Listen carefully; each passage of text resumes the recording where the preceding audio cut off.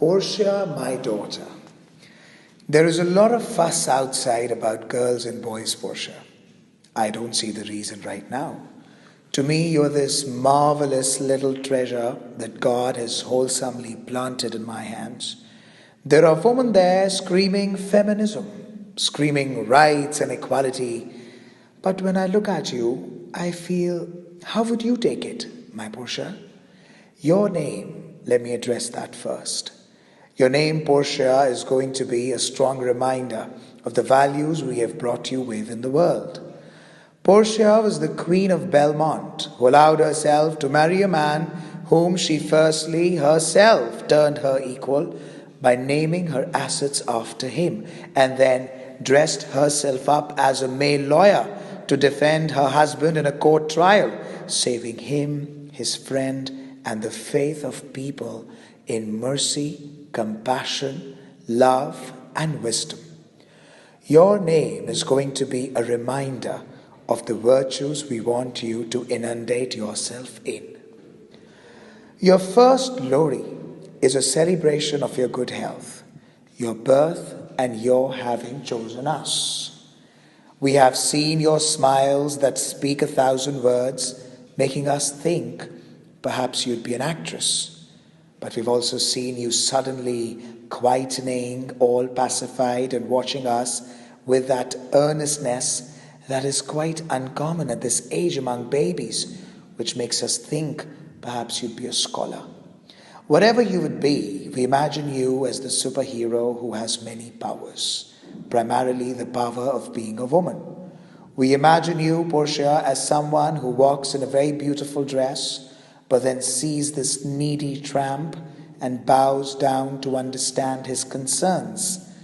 We imagine you as someone who comes home right after that, full of plans to uplift not just that needy tramp, but his whole neighborhood. We imagine you as a supporter, comforter, a human above everything else. For you, my dear daughter, gender is not going to be a matter of concern. It'll not be a hurdle, but a token to make things come to your favor. You're going to obviously win us over with your creative endeavors, sensibility, swaying all our decisions in your favor.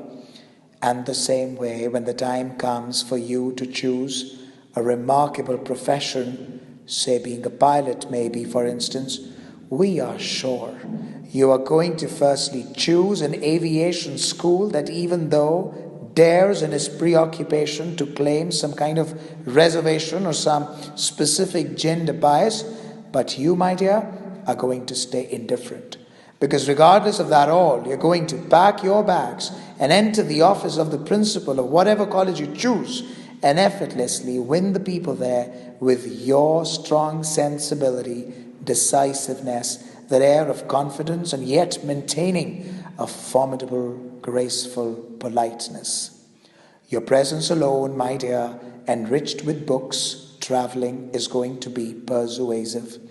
And whatever little would be left, you're going to fill it all by virtue of your passion and that virtue of your compassion. Drizzle with that intensity of your desires, the surety of your purpose. In your own way, you're going to be the origin, the epicenter of maybe some kind of a revolution. No, ambitious is not what we want you to be. We don't believe you're going to be ambitious because ambitious people cannot sacrifice. Ambitious people think a lot about themselves. They don't know that great things are not within a body. They're outside in the world, and you need the back of your family to achieve them. The family, my dear, the back of the family that you would create.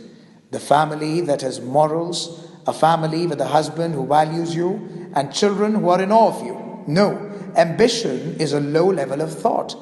Happy empires are indeed made by happy members of a single unit called family.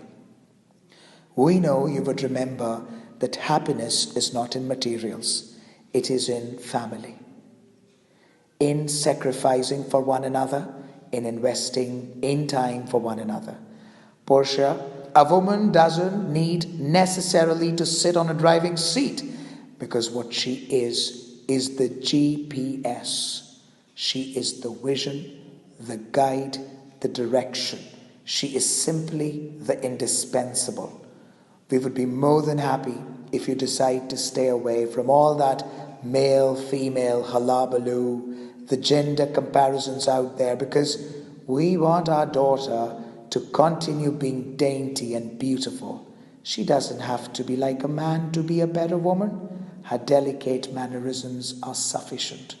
This delicacy, this grace is much stronger because it channelizes aggression, desires, ambitions, passions in the most undiverted manner that leads to just victory and nothing else. A very happy Lohri to you, my dear daughter Porshea.